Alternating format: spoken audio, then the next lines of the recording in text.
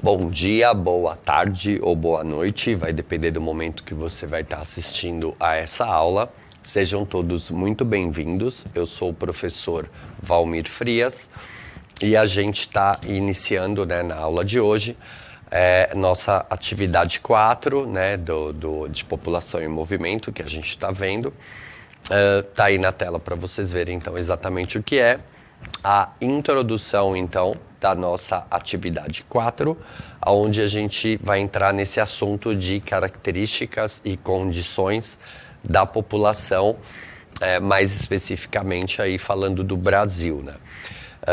Isso faz parte do nosso aprofundamento, né? Superar desafios é de humanas.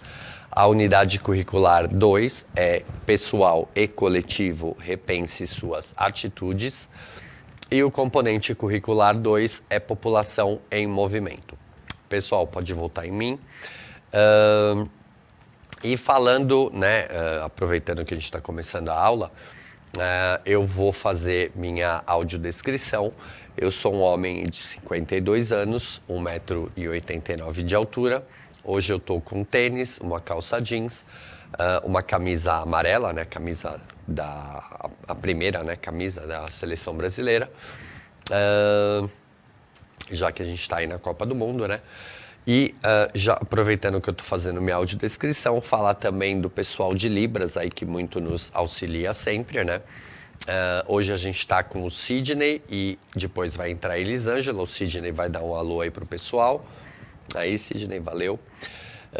E também, já que a gente está falando, né, de se apresentando tudo, lembrar de dar um recadinho para vocês, né, falar sobre o nosso canal de educação antirracista. É um novo canal aí do Centro de Mídias, né, canal do YouTube do Centro de Mídias, onde vai mostrar vários assuntos relacionados à educação antirracista.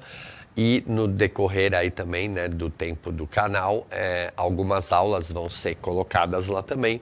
Sempre que uma aula minha ou de qualquer outro professor do Centro de Mídias tiver alguma relação com o assunto, né, de educação antirracista, essas aulas também vão para o canal, então deem uma olhadinha lá, que vocês vão gostar bastante, tá bom? Valeu, pessoal. Continuando, né, tendo aí o nosso respaldo pedagógico, já está aí na tela para vocês, as habilidades aí dos eixos estruturantes, né, que todos eles têm a ver com a questão aí da investigação científica. E nessas aulas a gente vai analisar essas habilidades, né, a EMIFCHS 01, também a 04, a 08 e a 12. E com relação às habilidades do currículo paulista, as duas que a gente está analisando é a EM 13 CHS 201 e a EM 13 CHS 606. E com relação ao objetivo, ele é o de compreender aí a importância do levantamento de dados sobre a população, mostrando ao estudante que a demografia possibilita discussões em diferentes campos do conhecimento.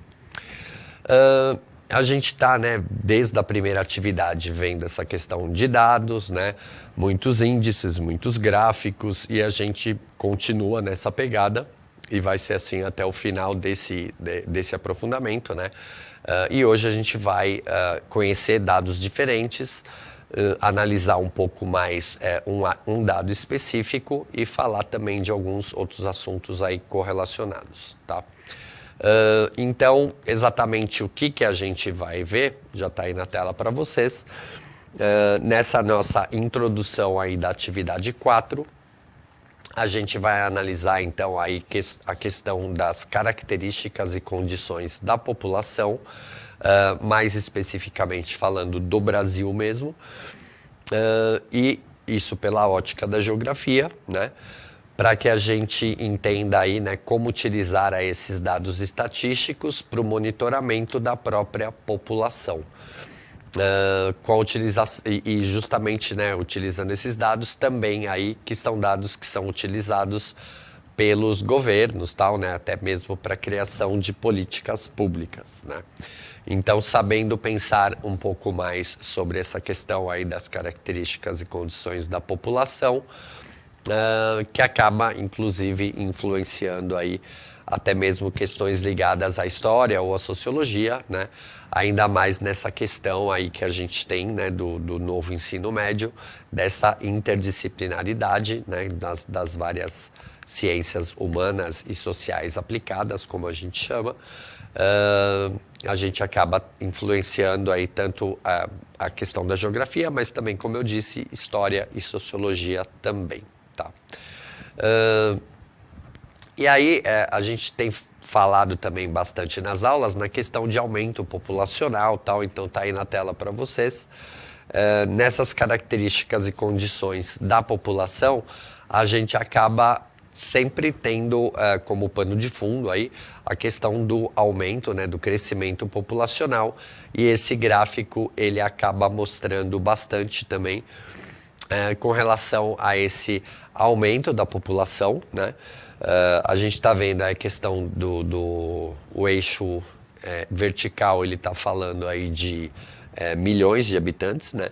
Então a gente tem aí decorrer dos anos, né? O que acabou ficando mais ou menos até o ano 1000 para chegar a um aumento um pouco maior. A partir do ano 1000 a gente começa a ter um aumento que vai durando até o ano de 1800, aonde a gente chega em 1 bilhão de habitantes. E a partir dali o crescimento é vertiginoso aí nesses últimos 200 e poucos anos, como o próprio finalzinho do gráfico ali acaba mostrando, né? Pessoal, pode voltar em mim um pouco?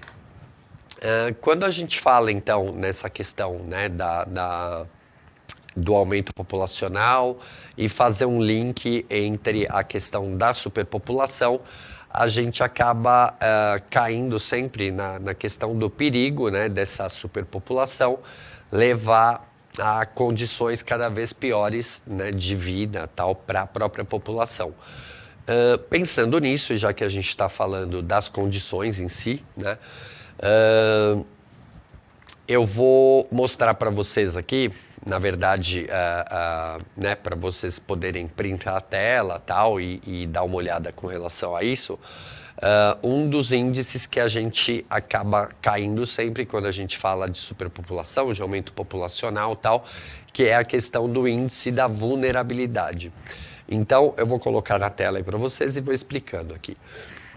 Nessas condições da população, muito dessa condição acaba sendo a questão da qualidade, né, de vida que a população tem ou não tem, né? Então, essa questão do índice da vulnerabilidade acaba mostrando bastante isso, e eu deixei para vocês aí printarem, né, por um probleminha aí de direito autoral. A gente acabou não conseguindo passar o vídeo, mas está aí na tela para vocês printarem. Esse vídeo é um vídeo do IBGE, né? Com dados aí coletados no último censo, aí o censo de 2010, né? E ele acaba falando, né, como que esse índice é medido, como que ele é feito, e tem mais explicações falando, inclusive, a respeito do como, né, que esse índice de vulnerabilidade dos municípios do Brasil, por exemplo, acaba influenciando até mesmo na questão das políticas públicas, né? Então, depois, com o tempo, vocês dão uma olhadinha, é um vídeo no YouTube, o link está aí para vocês, tá bom? Para vocês darem uma olhada. Agora, falando mais do índice de vulnerabilidade, que a gente vê melhor nesse próprio vídeo que eu deixei para vocês aí a tela. Tá aí na tela, então, o que é esse índice de vulnerabilidade e como ele é medido. Então, ele mede o quão vulnerável é um município brasileiro, ou seja, quanto que ele tem de condição de caminhar com as próprias pernas, né? E aí eu estou falando em sentido figurado, lógico, de um município, e o quanto essa população desse município, ela é vulnerável a questões que podem trazer problemas, né, imediatos ou futuros para essa própria população.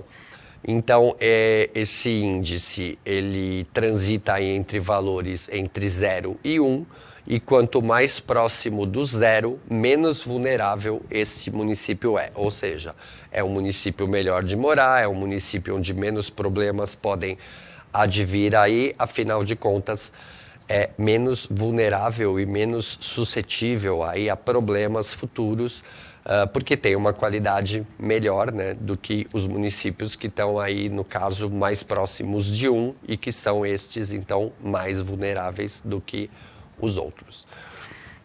E exatamente o que a gente analisa nesse índice de vulnerabilidade, também está aí na tela para vocês, né? A questão da renda, então assim, o município, para ser considerado muito vulnerável, a renda normalmente gira em torno de um salário mínimo, às vezes até menos do que isso. A questão do desemprego, né? Então, pessoas que estão num patamar de idade que deveriam estar empregados, uma boa parte delas não estão. E aí vem diversos problemas, às vezes problemas de saúde, às vezes problemas técnicos mesmo, na questão, por exemplo, de ter uma escolaridade melhor ou não, de não ter conseguido atingir uma boa escolaridade. Esses problemas acabam recaindo em outros, como questões, por exemplo, de uma escolaridade baixa e, ao mesmo tempo, levando a adolescentes já se tornarem, né, já ficarem grávidas e se tornarem mães muito cedo, né? Então, a questão das mães adolescentes. Normalmente, os pais dessa população, eles não têm ensino fundamental ou têm uma escolaridade muito baixa, normalmente incompleta também. Questão do analfabetismo nessas regiões aí onde a vulnerabilidade é maior. Normalmente, o analfabetismo também é maior até mesmo do que a média nacional, e a questão da mortalidade infantil, né? Então, esses vários problemas acabam advindo, né, dessas questões todas que são analisadas aí no índice de vulnerabilidade, e muitas vezes, infelizmente, acaba levando aí a um aumento, né, também, assim, ser maior até mesmo do que a média nacional, a questão, por exemplo, da mortalidade infantil nessas localidades, nesses municípios, e principalmente nas periferias desses municípios, menos resguardados aí, né, e com maiores problemas aí na questão de serem mais vulneráveis, né, a problemas econômicos de ordem política e por aí vai. E aí a gente falar também dos diversos, as diversas localidades brasileiras, como que isso acaba mostrando na própria questão do território, né? Como que isso aparece para o pessoal. Então, tá aí na tela para vocês. Esses dados aí são do censo de 2010. É o censo que foi terminado, né? Que já está inclusive os dados na internet e tudo. E assim, tem até uma história, né, de um dos primeiros historiadores do Brasil. Pode voltar em mim um pouquinho, a gente já volta para explicar melhor aí. Um dos primeiros historiadores do Brasil, né, que foi Frei Vicente de Salvador, ele era de um convento, né, na cidade de Salvador, na Bahia. Ele veio de Portugal e tal, e ele escreveu uma das primeiras histórias do Brasil que a gente tem contato aí, né? E ele tem uma frase muito legal que ele fala que os portugueses no Brasil, eles viviam como caranguejos, cutucando, espetando o litoral. E esse mapa, e aí pode voltar ao mapa agora, ele acaba mostrando bastante isso, o que ele acaba falando, que escreveu lá no século XVI, XVII, né? Ou seja, pode voltar no mapa, por favor.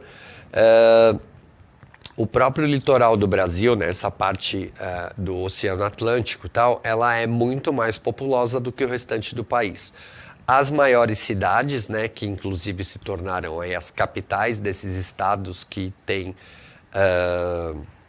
que tem assim, que é banhado, né, pelo Oceano Atlântico, ele acaba tendo as maiores cidades que acabam se tornando capitais e que no mapa esses círculos, essas esferas mais roxas, mais escuras, é onde a população é muito mais densa, né, muito maior. Então a gente vê que é praticamente o litoral ali, né? As duas esferas maiores estão ali no sudeste, que ali está se considerando São Paulo e Rio de Janeiro, as duas cidades mais populosas, mas subindo, né, sudeste, depois nordeste e tal, e as capitais todas elas têm uma densidade demográfica aí bem grande, né, para todas essas cidades. E quando a gente vai entrando aí, né, pro interior do Brasil, vai diminuindo essa densidade e ela acaba se concentrando mais nas capitais desses estados, né, do centro-oeste, do norte e tal, acaba se concentrando mais nas grandes cidades mesmo, que são aí, inclusive as capitais, tudo. E isso daí acaba mostrando e demonstrando aí, né, que esse Frei Vicente de Salvador já tinha tido aí uma visão bem sucinta, né, de como estava sendo essa povoação, essa colonização do Brasil, e que acabou se concentrando aí muito mais no litoral aí, né, do Brasil, principalmente aí na região sul, sudeste, nordeste e tal. Essas cidades todas se concentram muito mais no litoral do que no interior, né? E aí, para a gente falar desses dados, eu escolhi alguns, né, para a gente entender que, assim, esses dados eles são coletados e eles são utilizados muitas vezes de forma separada, mas que depois acaba sendo juntado, né, nos próprios dados de um censo, por exemplo, e acaba mostrando e separando, digamos assim, os dados para mostrar isso mais assim, pontos que você quer ver dentro daquela coleta toda e daquela pintura toda que um censo, por exemplo, acabou trazendo de informações. Então tá aí na tela. Esses dois gráficos, eles acabam mostrando aí, né, que alguns índices são vistos em separado e são coletados os dados em separado e depois, juntando tudo, acaba mostrando um retrato assim mais panorâmico, né, sobre todas as informações que a gente quer relacionados aí ao próprio país, tal, e aos estados em separado. E com essas coletas de dados aí que são feitas, na verdade, por todos os municípios ou a grande maioria deles.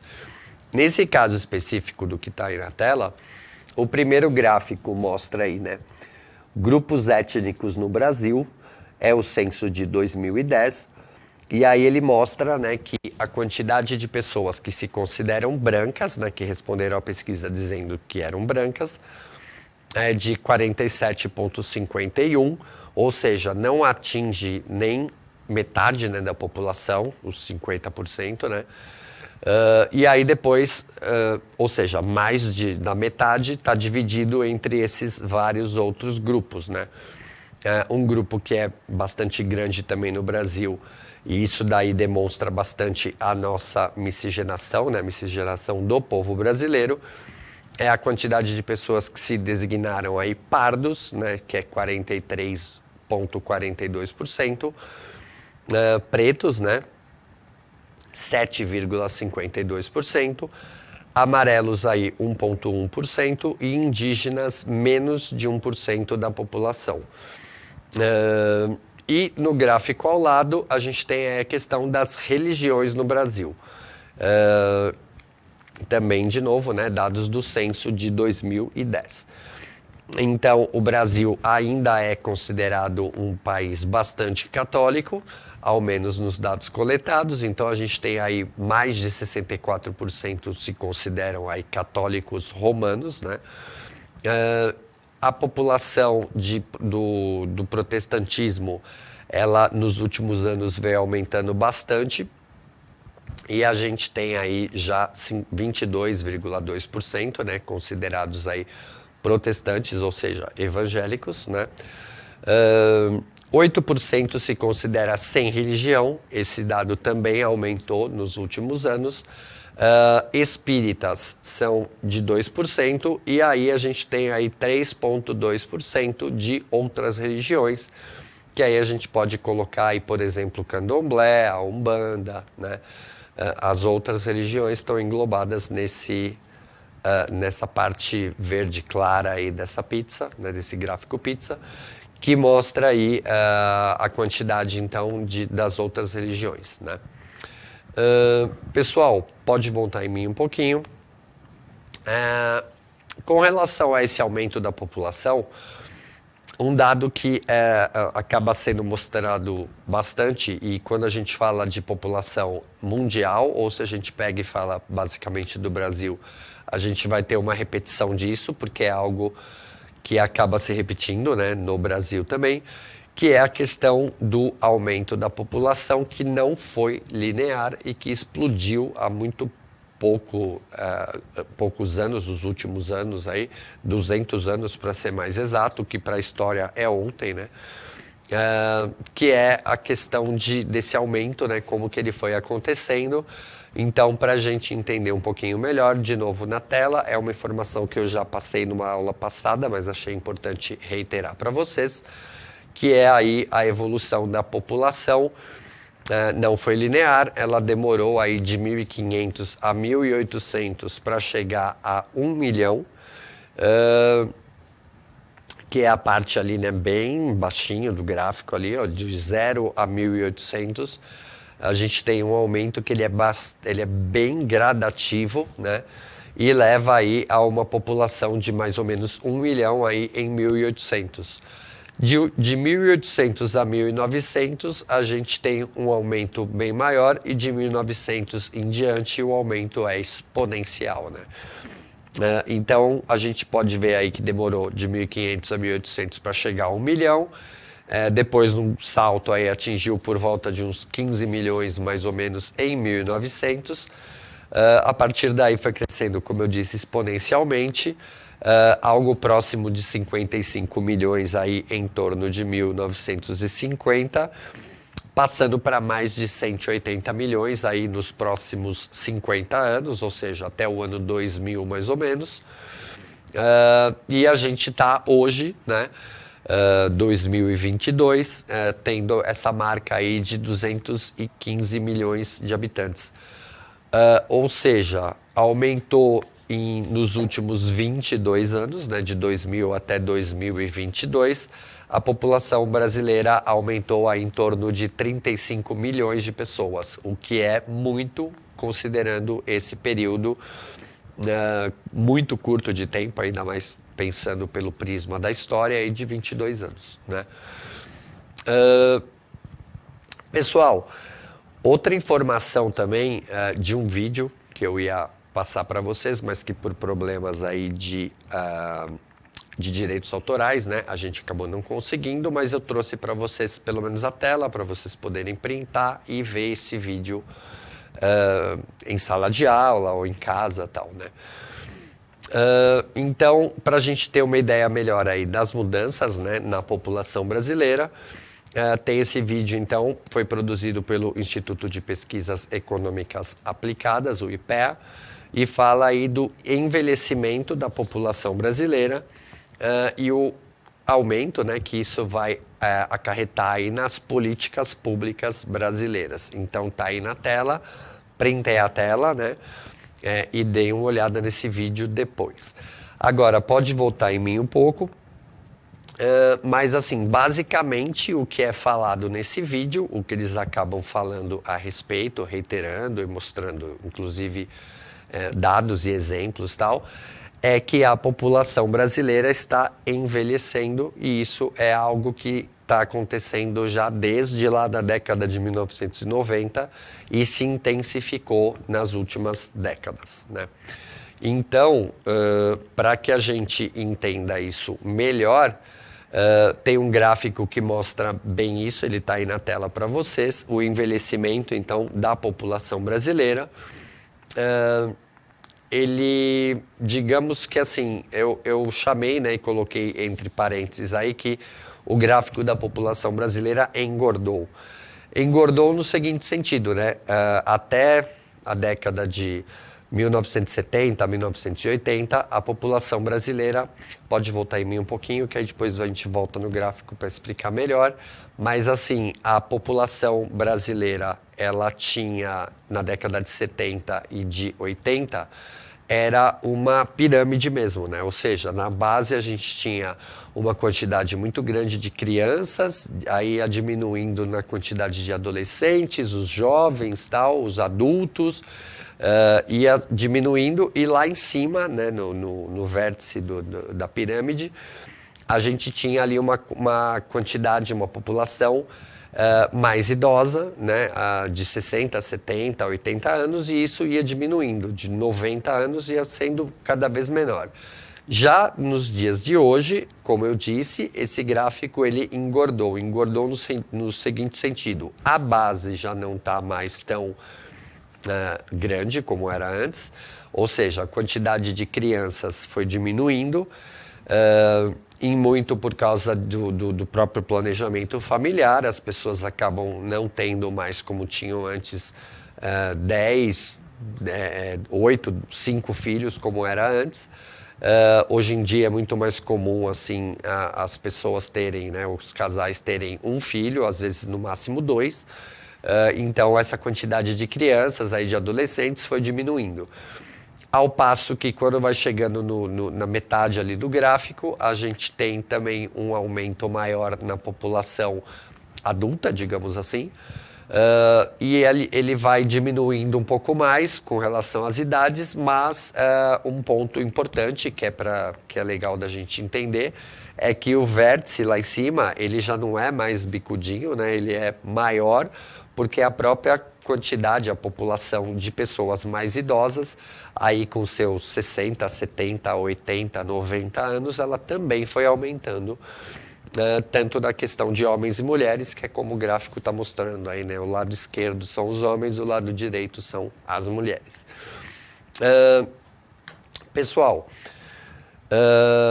tá aí na tela para vocês. Então a gente viu hoje aí a nossa introdução a essas condições aí da população, né?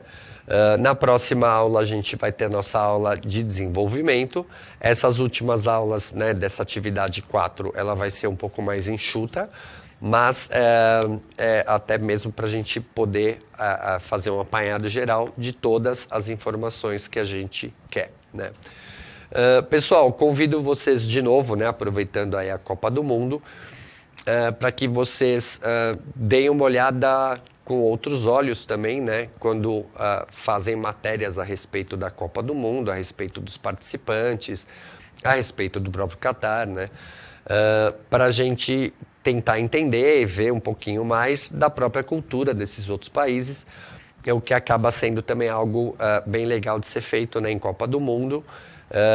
É de 4 em 4 anos, então a gente tem aí um momento que a gente pode acabar analisando um pouquinho mais coisas que normalmente a gente não dá, às vezes, uma atenção tão grande assim. Pessoal, eu espero que vocês tenham gostado da aula, que a aula tenha ficado entendível, tenha sido uma aula interessante para todos vocês. Avaliem a aula aí também, né? Tá aí na tela para vocês. Avaliem a aula, digam aí o que vocês acharam, né? Dicas, o que vocês estão achando, né, dessas aulas. E aí a gente pode, dessa forma, ir enriquecendo mais as nossas aulas, deixando elas o mais completa possível, trazendo também os assuntos mais interessantes, né, para a aula ficar sempre a melhor possível, né, e imaginável aí por nós todos aqui. Tá bom? Pessoal, valeu, tchau, tchau, e até a nossa próxima aula então.